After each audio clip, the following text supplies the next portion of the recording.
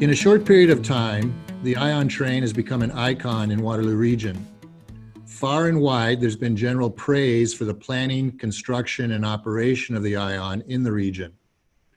A brief scan of older headlines from areas like Hamilton, London, and Ottawa show how difficult it is to get an undertaking of this size built and operational.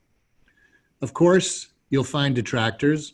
A project like this will and did cause a lot of disruption and displacement for property owners and businesses, but Ion ridership was strong and growing out the gate, boosting transit ridership in general. Development numbers exceeded expectations. The Ion was doing what the planners and supporters had hoped it would do for our community in terms of development upward, not out, providing for business and commercial development and, importantly, residential development along the line, contributing to the protection of our countryside, something that we in Waterloo Region hold as precious above many other things. I was honored to be at the opening of the Ion. It was a wonderful day in June with many speeches. I said then, and I'll say now, there was one glaring omission, and that was some of the words from my guest today, the man I consider to be the godfather of the Ion. In this episode, we're going to talk about the genesis of the Ion and the ride, rough and smooth, to keep this project on the tracks and get it started out of the gates. And we'll touch on the current state of transit in these pandemic times. I'm pleased to welcome my friend, Ken Seiling, for his second visit to the Old Grey Mayors podcast.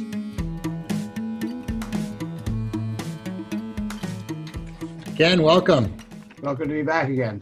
Yeah, it's good to have you. How have you been keeping? Well, I can't complain. I do miss the job. I have to admit that. And it's been about a year and a half. And I still think I could be happy doing it, but time to move on and to let others take over the reins.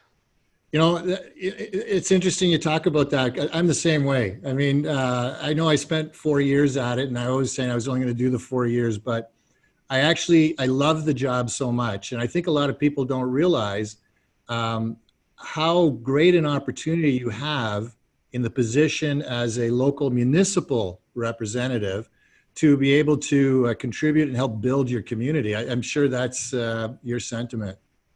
Well, it's always, we've always been a part of the community. And I think what I've seen over the years, particularly in Waterloo Region, a lot of people get into this business, for lack of a better term, because they have a hope for the future for their region. They love what they have. They want to protect it, and they want to move forward. They want to make sure they protect what they've got. Yeah, and I think I remember in chatting with you, I mean, your motivation was what can you do for your children and grandchildren in this community? And I sort of, my route to politics was kind of similar through the community center in Ayr, as you know about. And that was really for the kids and our future too. So it was always that sort of what can you do? And seems to be a common theme for a lot of people about how they first get involved in politics is usually through some community involvement that leads to becoming an elected official and then growing from there. Right. The irony was that I started out, I always did local recreation work, but I was on the lay member of the recreation committee, and we really needed to work on the arena and do something to upgrade it. And the only way to get it done was to get on council. So that's how I get started. That's why we're kindred spirits, Ken, because we both have that sports background. But you know, today we're going to talk about the Ion and sort of like the history, more the history of the Ion, right? In terms of how it developed and some of the trials and tribulations along the way to make it happen. Because, I mean, as I said in my intro, when you look at places like Hamilton, London, Ottawa. Now, I know Ottawa has one, but certainly the operation of it has been quite a struggle. But some places can't even get off the ground in terms of getting it to happen. What do you think was one of the keys here in Waterloo Region to getting at least the concept moving?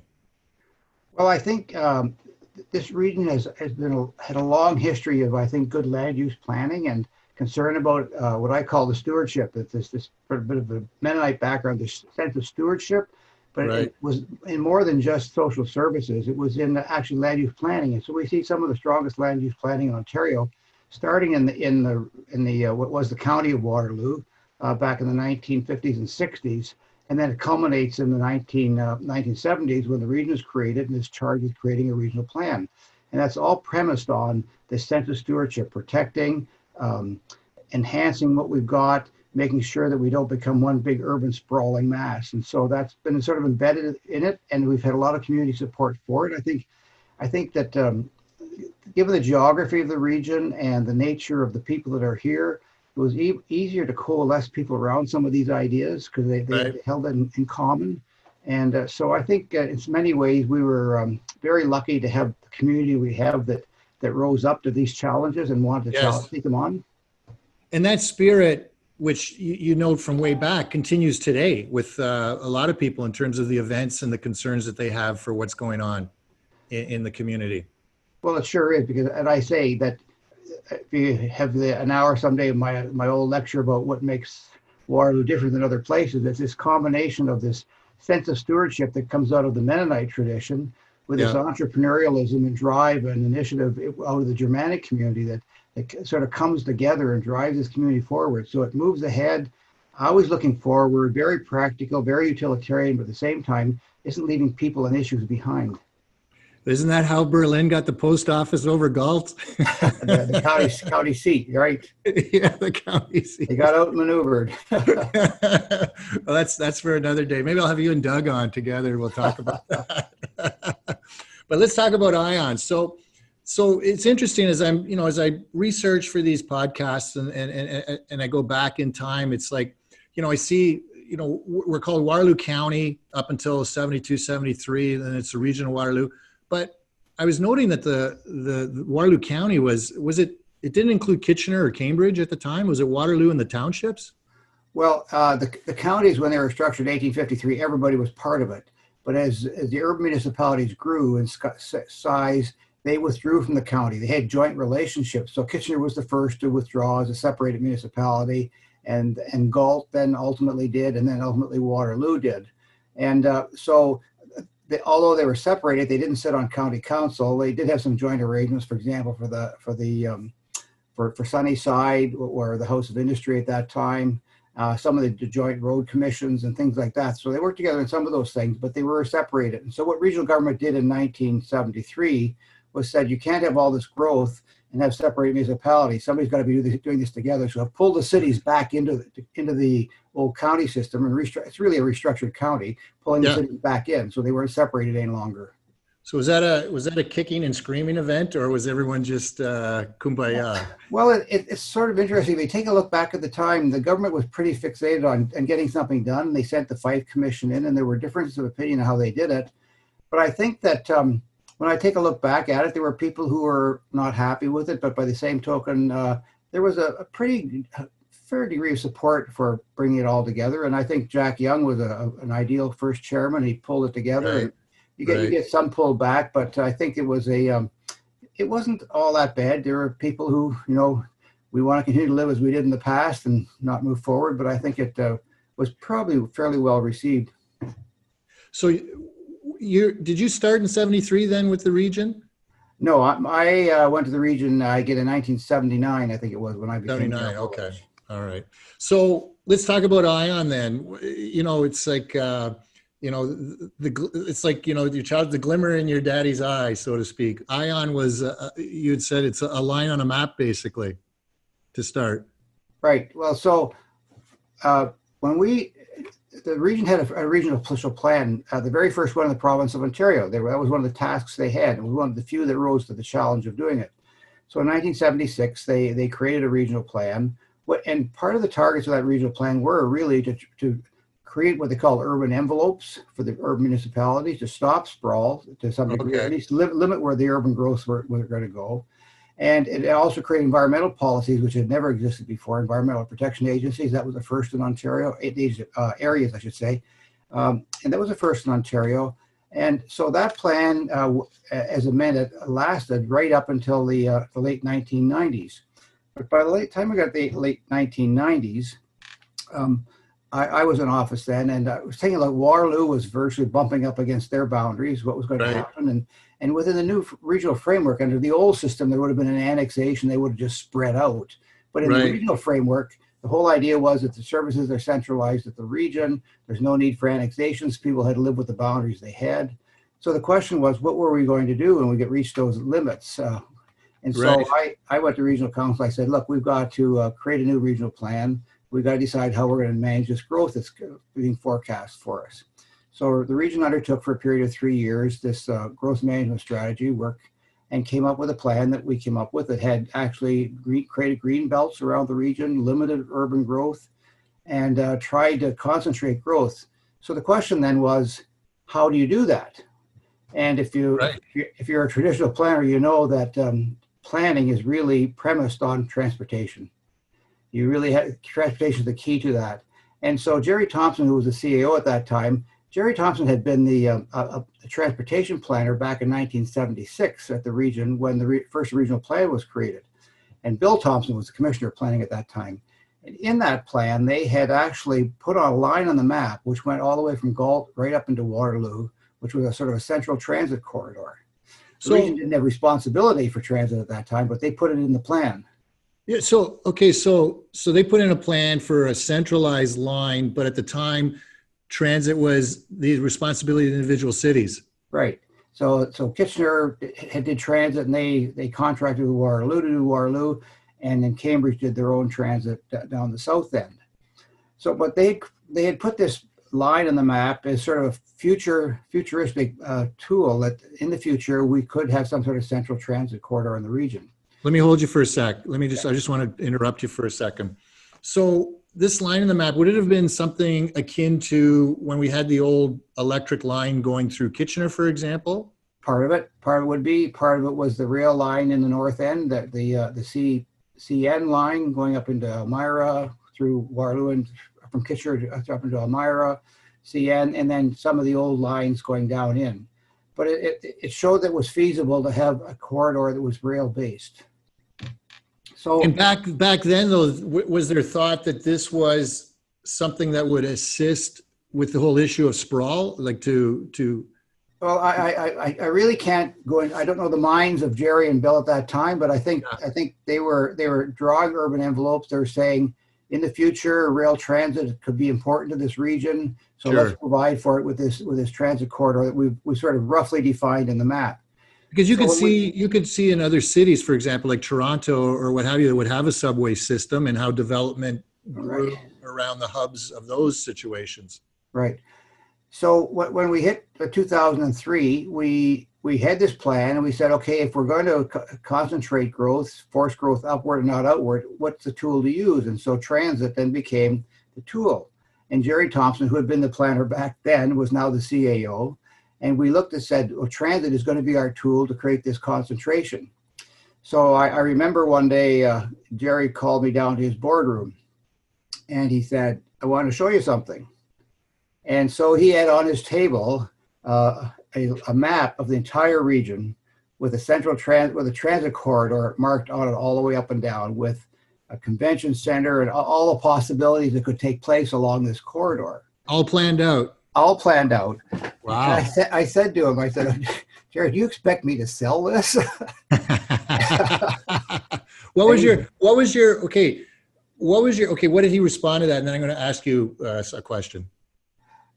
He said, if we're going to concentrate growth, this is the only way we can do it. That we need this tool to do it. So when you said you expect me to sell it, what was running through your mind in terms of the issues that you were going to have to deal with for that sort of thing? Well, at that time, I really didn't fully comprehend what all the issues would be. Obviously, financing would be the main issue. Yeah. We had just recently, within the last few years, taken over transit at the regional level. Right. So that took place because during the 1990s, we were trying to get a transit linkage between Cambridge and the KW communities. And the two transit systems, they wouldn't, they kept saying, leave it to us, don't interfere. We know you have a provision in your act to allow you to do transit, but we won't agree with it, let it leave with us. So we sat 4 or 5 years and nothing happened. And then in the late 90s, when the Harris government came along and said, you either reform yourselves and get something going, or we're going to do it for you. The cities threw up the transit system as one of the Yeah, and I just want to It's a mention defense for mechanism. yes, and I just want to mention for anyone listening, the last podcast you and I did, we did an extensive talk about that whole discussion about the Harris amalgamation and eventually the Plan B, the Schedule A or Schedule B, Right. and all of that sort of thing. So now you end up with transit. So things are starting to actually kind of come into place. Come together. So the region assumes its role as the lead agency for transit and transportation in the region, and we begin to work on the scheme. So we do a feasibility study on the route. We take a look what the options are, and over the next few years, we finalized environmental assessment. We had community consultations, and finally came down to a plan that we could agree on by a large majority of council, with a great deal of community support. And, yeah, let me ask you though, before you get too far down the line. So first of all, I was curious where the convention center was located on that plan.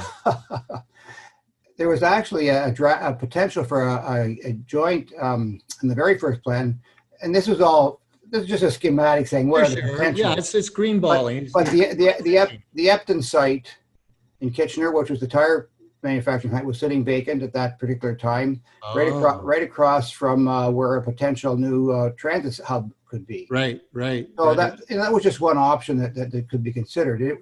It very quickly fell off the table because the convention center was obviously, for all of us, was sort of a bit of a flashpoint that really couldn't garner, given our 7 municipalities and the sort of the bit of parochialism that existed, it couldn't garner any support for a system that envisaged. Is that your plug for? Is that your plug for amalgamation? I didn't say that. And so that was on there, and it, sort of linked to hospitals and a whole variety of things. So we began there, and we did the environmental assessment. We did a great deal of community planning. We went out there. I think what was really interesting during that whole process was we were very fortunate having a lot of community support. Both groups as diverse as the Federation of Agriculture saw this as saving farmlands. Yeah. The transit supported students, all the students groups, and some of those transit proponents pushing for this. There was pretty widespread support, and I remember we were doing open houses to do the planning for the route. We went and I remember the first Unite, I think it was, one night we were there and we put all these maps out and give everybody magic markers. And there was one of those nights we actually had to shut the doors. We couldn't get any more people in. Oh, wow. Participate. So I don't think there was, I remember some people say, criticize, well, there's not much consultation. I don't remember any meetings that were as well attended my whole time in the region as there were those planning meetings for the transit system. So this would have been in the early 2000s, right? In the early 2000s, right. When this was going on. So once we got the stage of having an approved route, we then applied to both the provincial government, the federal governments for funding for it. And at that time, it was conceived, was that the general practice that projects like this would be a third province, a third local, a third federal. We went through that process. Partway through that process, the province came to town one day and announced they were going to pay 2/3. So let me just hold off 1 second. I know we'll get to that in 1 second. First, I want to ask the approved route from those initial consultations. Was it similar to what we have now? I know it's not the complete route because we were talking Cambridge probably back then. Well, the route that we approved back then actually had a Cambridge portion to it as well. Yes, I understand. But was the Kitchener-Waterloo portion that we have today similar to what it was back then? Yeah, because that's what came through the environmental assessment. Okay. So that was what was sent off then to the government. So then what was the cost figure you were dealing with for that from Waterloo to Cambridge? Well, it depends at what point. It depends at what point you ask the question, because initially when we began this process, we thought this was a $200 or $300 million project. Okay. But when we actually did the routes, when we got the route finalized, we actually had the costing done and how complex it was in some areas. The final tally came in about $830 million, if I'm not mistaken. So was this before you got the initial federal provincial money? The estimated cost was around $830? Yes, because the federal and provincial contributions were based on our final estimates. Okay, because I think I had down, what was the feds came through with $300 million at the time? approximately. I don't have numbers here in front of me. I just And I think the province, I think I noted it was like about 265 or something like that. Right. Yeah. I had noted down. So So, at various stages along the way, the province at a later stage then retreated to their 1/3, which meant we had to ante up our 1/3. But to their credit, the provincial government then came along. I went to visit Dalton one day, and we got an additional $30 or $40 million because we wanted to be treated the same as Ottawa was in their funding. And then right. subsequent to that, in the final stages, Kathleen Wynne actually gave us another $30 or $40 million on top of it. So the Okay. official share really wasn't quite a third. It was just slightly off that because the province came along and gave a bit more money. And you mentioned Ottawa with Dalton McGuinty because he's from the Ottawa area, correct? Well, my pitch to Dalton at that time was we want the same deal as Ottawa is getting, same split as Ottawa is getting. We'll talk about conflicts later and stuff like that, but because that kind of was part of this story too. Right. So 2000, around 2009 is when you're seeking the funding, which is pre the 2010 election. Yeah. And the announcements come through. And was the perception, like my recollection seemed to be that you didn't quite get all the money you wanted, but if you're going with a 1/3, 1/3, 1/3 concept, isn't this pretty well close to what you needed? Well, we had pretty well what we needed. The federal contribution was the last one to come, and so everything's a matter of timing. And so the federal government sort of had been waffling and sort of dragging their feet a little bit. And we actually got a lot of help from people like Peter Braid, who was the Waterloo MP at that time. Yeah, Peter Braid, yes, the Kitchener Center, right? A lot of help to us, and it was helpful that there was a federal election coming along because the federal government was interested in the two of the ridings, wanting to hang on to two of the ridings, and so the Prime Minister came to town and announced their share of the costing as well. So, as I say, sometimes in this business, timing means a lot, and the timing of elections is helpful. Yeah, it's fortunate, unfortunate, I guess, but Yes.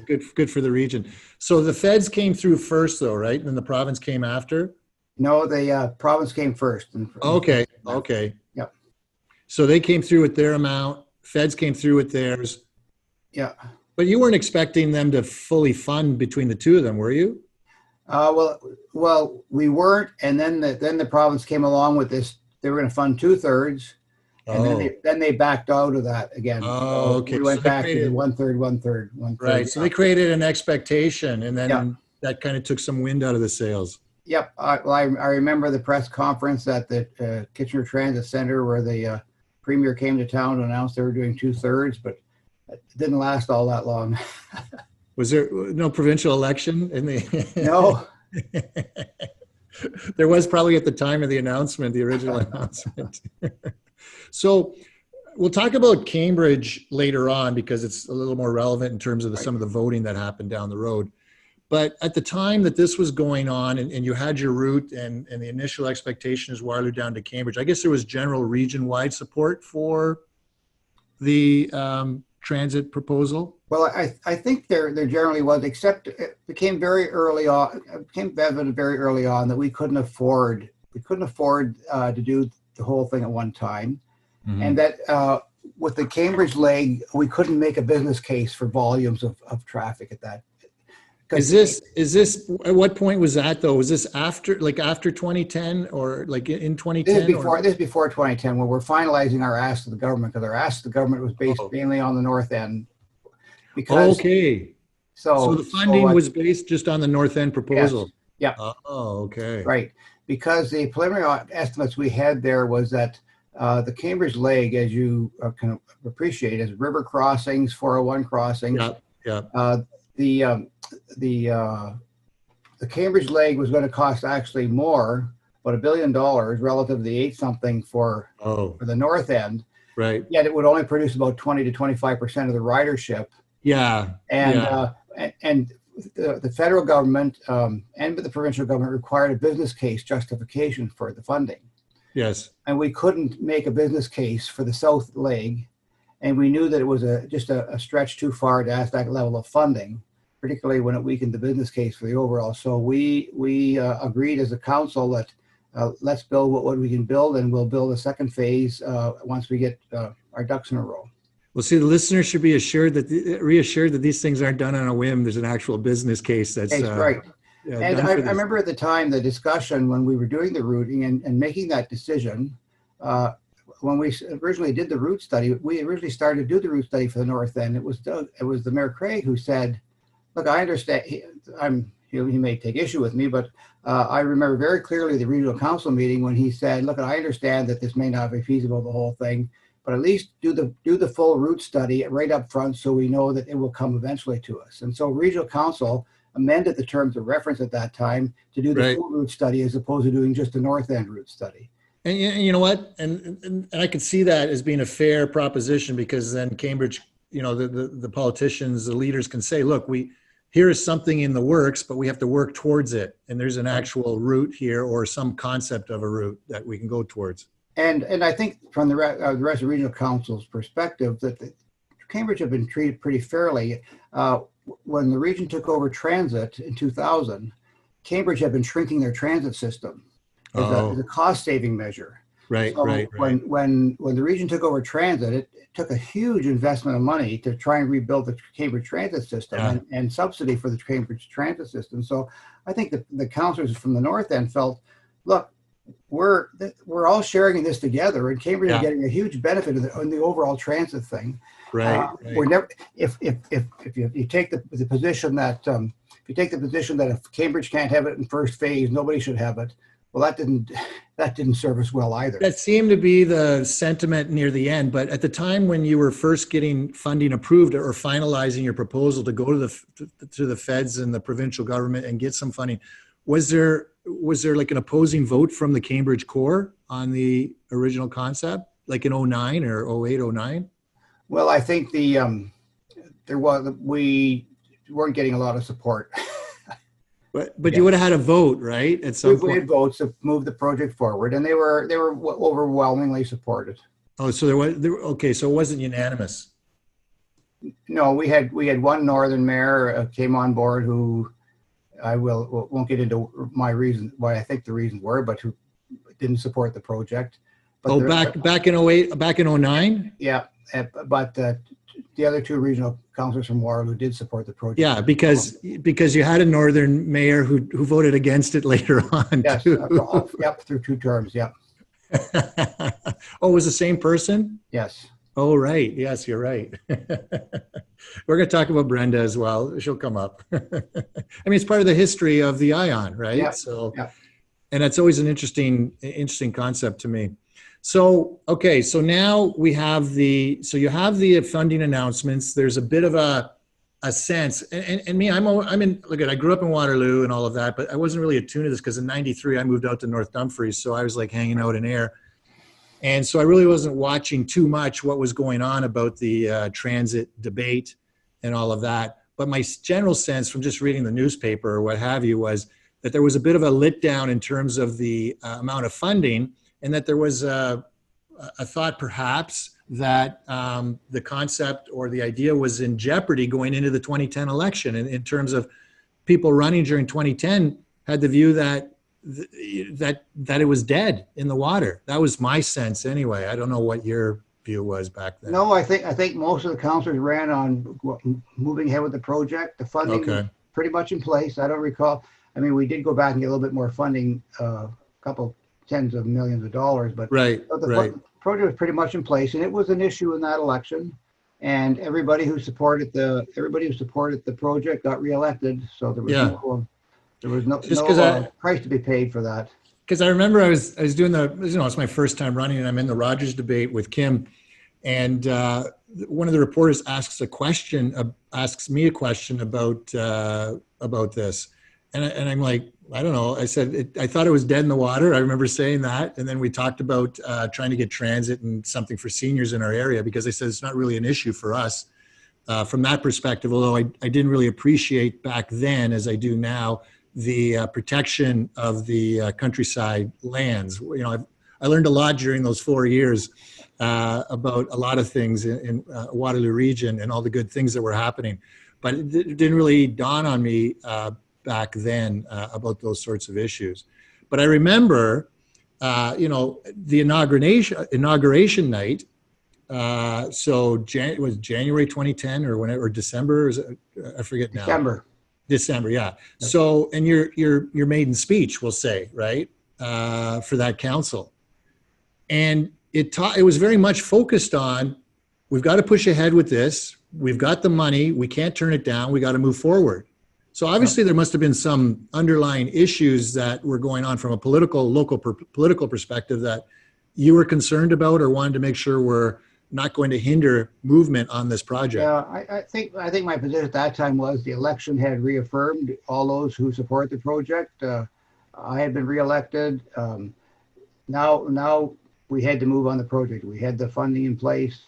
Things were rolling along, and we had to get the next stage going. So yeah, okay. So you saw 2010 as a referendum on LRT? Well, yeah, it's sort of interesting because I remember during 2 or 3 back in 2014, I guess. People say, well, we never had a voice on this. I said, well, I ran on 3 elections on LRT and was elected. Yeah, we'll talk about, we'll touch on Jay in 2014, but yeah, 2010, I don't know. You didn't really have too much competition back then, so. But people had the opportunity. I mean, they could have, there was a group actually organizing, wanting to run people against it, and they weren't successful. Yeah, they try to run like a Waterloo Regional Council positions and that sort of thing. Yep, there were different people who were running who were opposed to it, and so yeah, and Sean Strickland and Jane Mitchell got reelected. Yep, and in Kitchener there were people. Yeah, so I think the election confirmed the direction we were going. Yeah, the North Dumfries election was about a community center, so we weren't issue. But okay, so now we're 2010.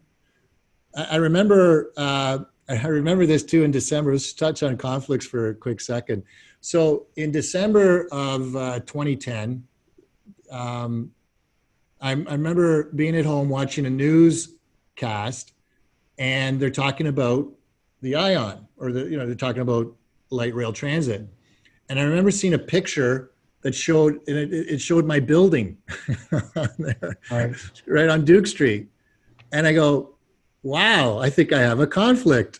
And that was the first realization that I had that, there was this potential conflict that I had regarding this. And it was very interesting. I remember some of the counselors, one mayor in particular, said, well, no, that's just an interest in common. And I said, I don't know, I don't think so. And that led to a whole lot of, I know you ended up declaring conflict, and Tom, and even Doug Craig, Tom Galloway and Doug Craig declared conflicts. It was kind of an interesting time with respect to that. Well, it was.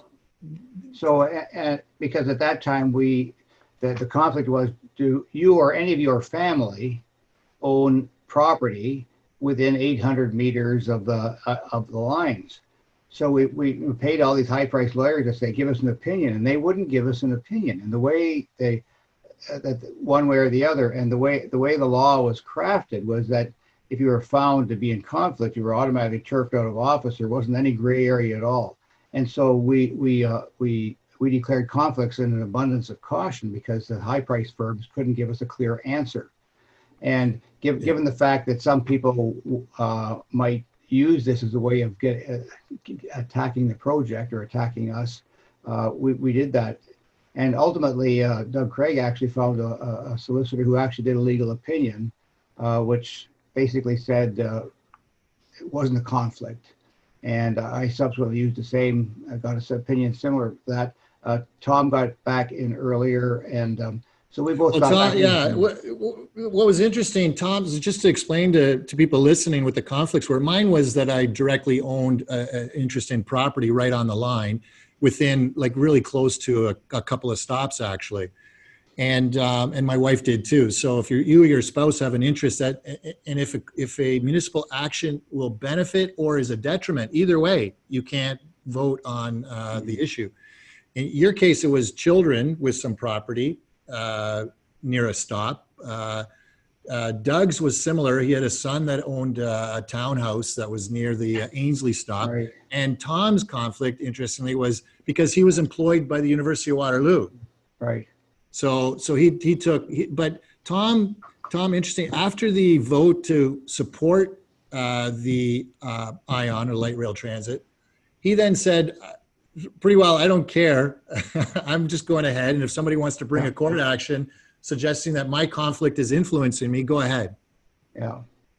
And your situation and Doug's, and I can say for listeners too, my associate helped out with that, where we were able to, in Doug's case, we went to court, and basically you can get a judge to say, look, this interest is so remote that if there's no way that that's going to influence, or I don't believe that's going to influence your decision making on this issue. right.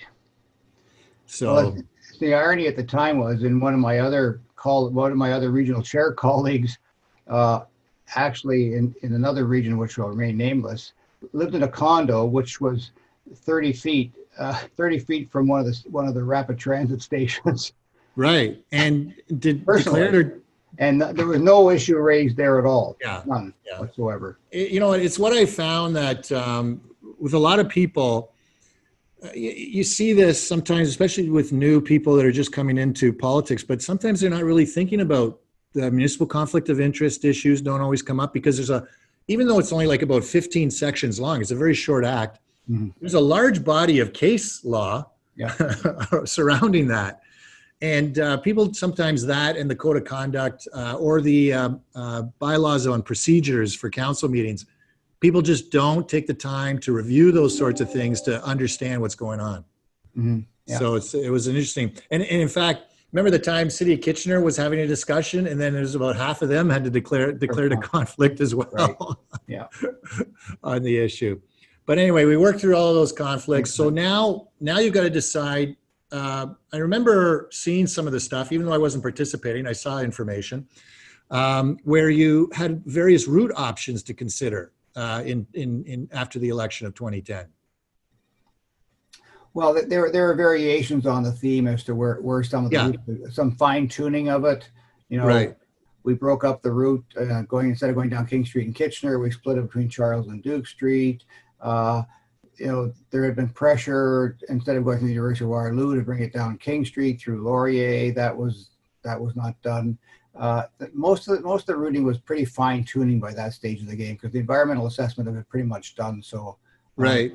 There were, so you just you relied on the environmental assessment from the 04, 05, 06 period. Yeah. Okay. All right, and then.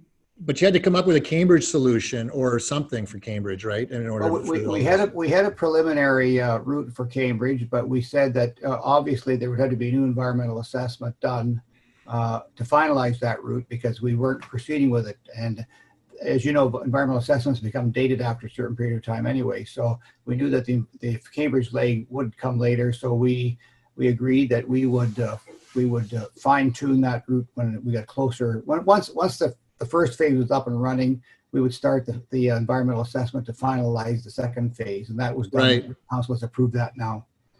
And that's sort of, that's been going on. But in order to, you came up with the rapid bus solution for Cambridge, or was that always part of the package? That became part of the package. It wasn't necessary, but I think that regional council felt at the time that if we couldn't get the funding or do that for the LRT in Cambridge in the first phase, we should at least give them some partial benefit of it. And remember, we have to build up the ridership in the south end and create some investment opportunity and some living opportunity there. So we put in a modified rapid transit bus system in Cambridge, which would move people very quickly up. It was actually operating, I think, 2 years before the LRT opened. Yeah, it operated sooner. Plus, you were giving them was $1 million a year over a certain number of years? Plus $1 million a year to go. Cambridge could spend as they wanted to try and intensify development in the core area, and they use it for a variety of things.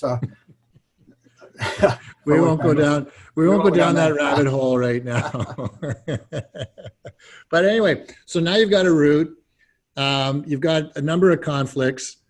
And it was interesting because I was looking at some of the newspaper articles from back then, and it said the vote was 9-2. And I'm thinking, why was it 9-2? And then I realized it was because we had four conflicts. Right. So that would bring it up to, that's 11, that's 15. And then Jane wasn't there.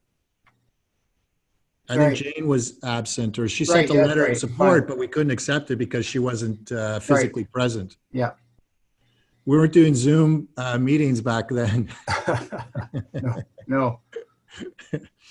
But what's always surprised me is during the discussion of ION, the tech community was strongly supportive of ION and, Right. saw it as part of a connection to Toronto eventually when that improved, right? Right. And yet the mayor for Waterloo voted against ION. Do you have any insight on that issue? I do, but not one that I'll Yeah. comment on. Just in general, is there like that? Because I've had Brenda on, and Brenda said it was because people she was seeing during the elections were telling her no, and I think she felt more people were saying no than yes. Well, certain people were saying no. Okay. So sometimes in politics, the people we see might guide us a certain way. Right. I mean, there was certainly a vociferous group in Waterloo that had Brenda in their corner. Okay. I'll just leave it at that. All right. I mean, and in fact, well, enough said. Okay. So now construction or things are starting to move ahead. You're purchasing land. You've got the term escapes me now. The P3. Yeah, well, you did the P3, which I think was a good move. What was your view on that? I have mixed feelings about P3s. I think the jury's still out on P3s, and we'll see when Ottawa finishes and when all the dust settles in Waterloo whether the P3 was successful or not. And just for everyone listening, just explain what P3 is. A P3 is a private-public partnership arrangement whereby the private sector takes on whatever elements you decide. So in the case of the regional proposal, it was design, build, and operate the system. The region still owns it, but the private sector would do that, and you'd contract with them to do it. And the whole theory is that the private sector assumes risk, and it's based on the idea that the public sector can never do anything well. Only private sector people can do things well. That's in theory what's supposed to happen. Well, you'll get some people that agree with that, right? Well, ask them in Ottawa. Ask them in Ottawa, and take a look at what happened in our own region. To some degree. Well, I think the jury's still out on a lot of that, and I think sure. I think a lot of the P3 work across Canada, and in some capital projects, it's been very successful, and other capital projects, it's been less successful. Right. Because once, as I say, the whole idea is the private sector assumes some of the risk, and it depends on how much risk they're prepared to assume. And at the end of the day, you'll get some accounting of that. And yeah, so it's an issue of what level of risk are you prepared to take on, and that can be difficult for people at the local level to make that decision, right? Yeah. Well, so you went with what was Ontario? Ontario, wasn't there an Ontario infrastructure or something? Or Infrastructure Ontario. Yeah. Right. So they were consultants on the project, but they didn't undertake the project, which is different than what was happening in Hamilton or which is happening in Mississauga, where Infrastructure Ontario, and actually the line that's being built in Toronto right now, they're all being built directly by Infrastructure Ontario. In our case, they were just consultants. We were the prime party to the deal, and they helped us negotiate the terms and agreements. Right. So once you got through all of that, and it's well on its way, we've got the 2014 election, and Jay Issa was a major opponent, started the lawsuits, dropped the lawsuits, ran the election. Tell me about the 2014 election. He didn't drop the lawsuit. He was the courts determined that. Okay. Thank you for clarifying. I knew it didn't go ahead, but sure, the court said what? This is not worthy of proceeding? Well, they threw his application out and awarded costs. Yeah. Okay. So, but he still ran in the 2014 election. What was that like for you? Well, most people will remember the 2014 election. It wasn't a very pleasant event. A lot of money was spent. There were outside organizers brought in to do it. It wasn't your typical Waterloo Region campaign. Right. People remember the advertising and the robocalls and the the advertising and the wolf calls and all the other things that went on. And a lot of print material, a lot of money was spent. And at the end of the day, people rejected that. Yeah. And I mean, by 2014, wasn't the, as we say, the horse out of the barn already? I mean, well, the contract had already been let, and there was some preliminary work had started, but the thought was that, well, I could just cancel for the project. And but I think as much as anything, the tenor and the nature of the campaign wasn't what people in Waterloo Region appreciated or wanted. sure. Yeah, no, negative's not good. And I know I went through that on my own election campaign where the other side went completely negative, and many people would come up and say, don't go negative. You know, that's not what we like to see. So that's one thing I'll credit the good folks in the Waterloo Region is we don't like to see those negative sort of campaigns. Right. So let's talk about, we're just going to sort of wrap up soon, but I just want to talk about, you know, we're in these pandemic times. Transit ridership is down now after, you know, prior to March. I mean, the numbers were fantastic. Right. Any thoughts on the future with respect to ION and what's happening? Yeah. Well, I think transit ridership will rebound, and I think we're in a unique position here, particularly because we have 3 post-secondary institutions. Yeah. Students rely very heavily on transit, and we have a very mobile labor force here. So my gut is that once we get past the pandemic and things start to return to normal, that ridership will return to normal. There may be some who won't come back, but by and large, I think there will, and that the population growth still continues the population is still growing in this region. Yeah.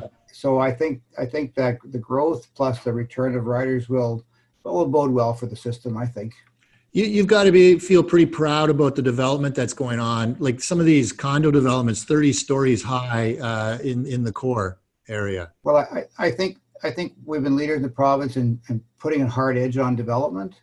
And you know, I think there's been a lot of writing about, well, there's a gentrification going along the corridor, but the reality is, at least from my perspective, is that one of the problems of building affordable housing was that there wasn't enough transit accessible lands at a reasonable cost outside the center core area. Right, right. And so with the ION plus rejigging the whole surface transit system and expanding it, we've now opened up much more land for affordable housing to be built. So nonprofit groups who want to build affordable housing projects could never buy in the core in the first place. Yeah. But they couldn't find land elsewhere. Now there's better transit. Their ability to find sites is enhanced out there. And I realize, and quite frankly, if you take a look at the developments that are going up right now, they're in empty sites or redeveloped sites. They're not in neighborhoods. They're not ripping down houses. It's interesting you say that. It reminds me, because I did a podcast with Richard Christie, and he commented on a similar thing about looking at Kitchener and some of the developments, saying it's largely a lot of empty sites that are being developed. And I think that it's similar. You just said that. It's like identical to what he had said as well. Yeah, there's very little displacement. And if nothing else, if this prods people that are still in government to do more affordable housing, that's great, because if anybody's ever been any of those houses that are in the core area that are housing people, you would be embarrassed to have put anybody in there. They're pretty bad. Yeah. Some of them were just terrible. Yeah. I know. I'm involved with a co-op group that is looking at trying to develop. Sean Campbell is one of the leaders of this group that's trying to develop, put together a group that'll donate money to purchase and build, and there's some other projects going on. So I'm sure you're confident, Waterloo Region will come up with as Jim Weidman always like to say, the Waterloo solution to working on the affordable housing situation here. It's a tough nut for everybody, but I'm sure that there'd be added impetus to do it. And as I say, I think much more land, redevelopable land, is now opened up with better transit. We don't have everybody in the core because now transit's much more accessible. Yeah. That's really broadening the thinking, and something I hadn't really thought about myself, but it's a great point. Once you create more accessible transit, you open up so many opportunities for people. And I remember during the last campaign for regional chair, I took a ride on transit for the day, and the mix of people that you see there, that you're seeing the people of this community, Yep. The diversity of this community, people who rely on transit to get to their jobs, to get to their volunteer opportunities, to get to their schooling. And the more you can expand that out, the better it is, for sure. That's great. Well, listen, Ken, thanks for being part of this second podcast. We'll definitely have to have you back because you got such a great wealth of knowledge, and you're an easy chat. So anyway, take care. All right. Okay. See you, Ken. Okay. So thank you again for listening to another edition of the Old Gray Mayors. My name is Rob Deutschman. I want to thank my friend Alex Kinsella for putting it all together and making the magic happen. And you, the listener, for taking the time to listen. And again, if you have any issue or topic or person that you think would be an interesting interview, please feel free to reach out. I'd be happy to make it all happen.